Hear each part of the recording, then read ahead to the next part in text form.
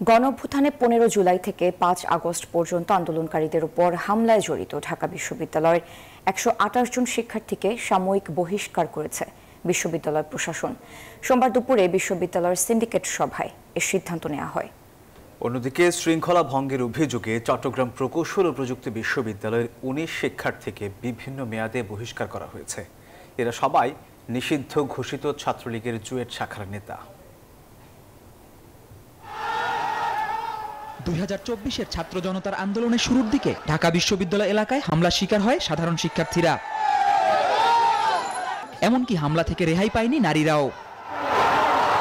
এবার আওয়ামী লীগ সরকার পতনের 6 মাস পর হামলাকারীদের বিরুদ্ধে ব্যবস্থা নিল ঢাকা বিশ্ববিদ্যালয় প্রশাসন। অভ্যুত্থানের সময় 15 জুলাই থেকে 5 আগস্ট পর্যন্ত আন্দোলনকারীদের ওপর হামলায় জড়িত ঢাকা বিশ্ববিদ্যালয়ের 128 শিক্ষার্থীকে বহিষ্কার করা হয়েছে।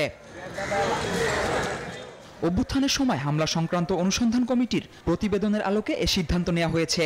দেশ জুড়ে তোলপাড় ওয়ালটন ফ্রিজ কিনে আপনিও হয়ে যেতে পারেন মিলেনিয়ার। তবে বহিষ্কৃতদের নাম পরিচয় এখনো প্রকাশ করা হয়নি। এদিকে শৃঙ্খলা ভঙ্গের অভিযোগে চট্টগ্রাম প্রকৌশল ও প্রযুক্তি বিশ্ববিদ্যালয় চুয়েটের 19 শিক্ষার্থীকে বহিষ্কার করা হয়েছে। সবাই নিষিদ্ধ ঘোষিত ছাত্রলীগের চুয়েট শাখার নেতা।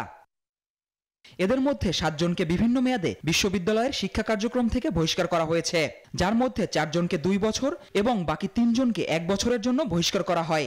একই সঙ্গে তাদেরকে আবাসিক হল থেকে স্থায়ীভাবে বহিষ্কার করা হয়েছে। জুবায়ের রাজিন, নিউজ 24।